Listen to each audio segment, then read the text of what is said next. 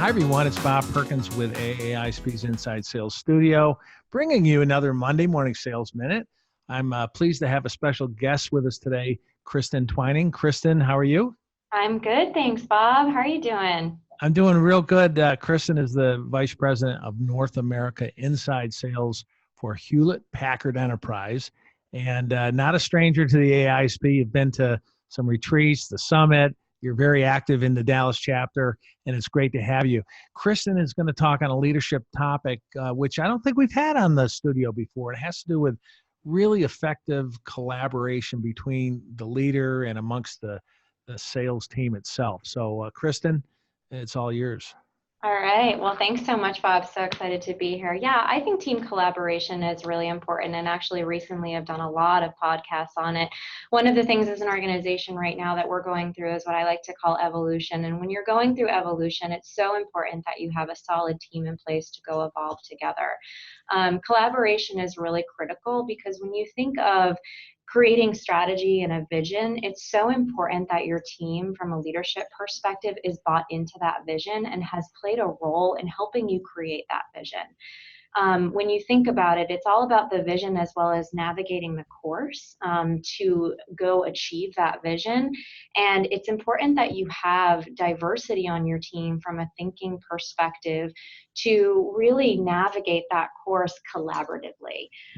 If you create a plan or a strategy in a vacuum and don't take into account the thoughts and the great ideas of your team, oftentimes statistics will show that your team's not going to be bought into it, and it's going to be really hard to drive that execution.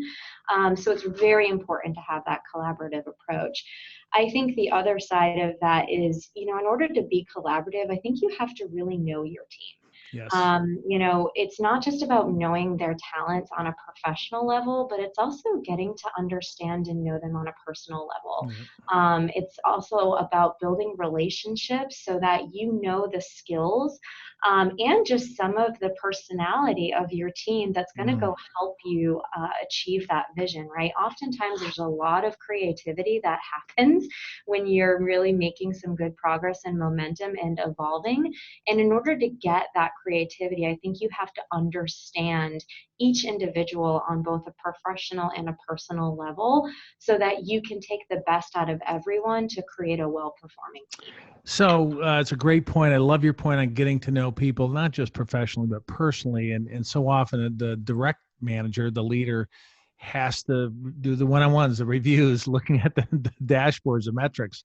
Do you have a tip or two on how they can kind of get away from that, focus on the personal side? What can they do?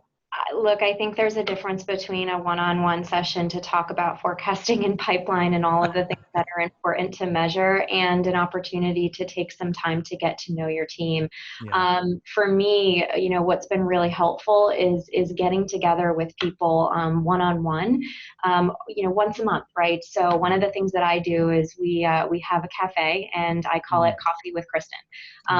And I put aside 2 hours every Friday, the first Friday of every month, for people to schedule 15-minute increments with me, just to talk, right? There's no formality in it. There's no strict agenda. It's, hey, I want to know what's on your mind. I want to know what's important to you. But also, this is your time. If you have questions of me, let's talk, right? Let's get to know each other on a different level. And my calendar is filled up every time, which is wonderful.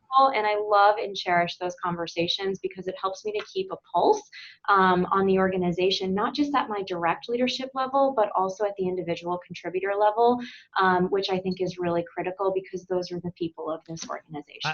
I truly believe that caring about someone and what they do, their hobbies, their family, when you talk to them about them and those things, it helps build trust, right? Which in turn helps with this collaboration. And let's end with one final question for you. When it comes to collaboration, a lot of times you might be in a team meeting and you're seeking input, but sometimes reps are they don't want to voice their opinion. Do you have a tip or two on how to get people to open up? And you mentioned diversity, which is important as well, during some of those team meetings or feedback sessions.